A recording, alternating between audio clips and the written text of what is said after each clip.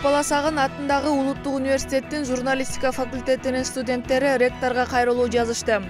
Алар өздөрү окуп жаткан университеттин 8-окуу имаратында билим алуу мүмкүн эмес экенин белгилеп, эскилиги жеткен имарат оңдоп түзөөгө муктаж экенин билдиришкен. Кайрылуу ээлери ошондой эле журналистика факультетинде окууга акы төлөнөөрүн белгилеп, төлөнгөн акчанын эсебинен ректорат студенттерге окуу үчүн жакшы шарт түзүп берүүгө милдеттүү экенин эскертишкен. Улуттук университеттин журналистика факультети номер 8-окуу имаратына өткөн жылдын 1-сентябрынан тарта көчүрүлгөн. Ага чейин факультет окуу жайдын башкы окуу имаратында жайгашып келген. Журналистика факультетинин теле жана радио студиялары да башкы имаратта жайгашкан. Дөө Чыңгыз деген кайман ат менен белгилүү уюшкан кылмыш тобунун мүчөсү болуп саналган Чыңгыз Жумагуловдун оң колу катары айтылып жүргөн Самарбек Жолдошов жатак абакка чыгарылды. Бул тууралуу Ысык Ата райондук сотунун төрагасы Марат Канулкулов билдирди.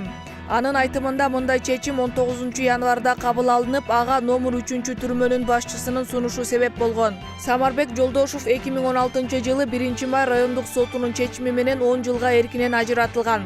Ал адам урдоо, уурулук, опузалап акча талап кылуу жана автоунааларга мыйзамсыз ээлик кылуу сыяктуу 4 оор берене боюнча күнөөлүү деп табылган.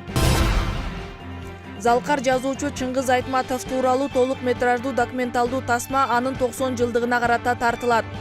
Бул тууралуу тасма сценарийнин авторлорунун бири Абибилла Пазылов билдирди. Анын айтуусунда тасманын сценарийи композитор, публицист Түгөлбай Казаков жана Кыргызстандын эл артисти Бакыт Карагулов менен чогуу жазылган. Кино долбоордун координатору жазуучунун уулу коомдук ишмер Аскар Айтматов. Пазыловдун айтуусунда сценарий Кыргызфильм киностудиясынын көркөм кеңешинде талкууланат. Ал эми каржы маселеси Маданият министрлиги алдындагы кинематография департаменти тарабынан чечилет деп күтүлүүдө. Залкар жазуучу белгилүү сөз чебери Чыңгыз Айтматов 2008-жылы дүйнөдөн кайткан. Быйыл анын 90 жылдыгы мамлекеттик деңгээлде белгиленет.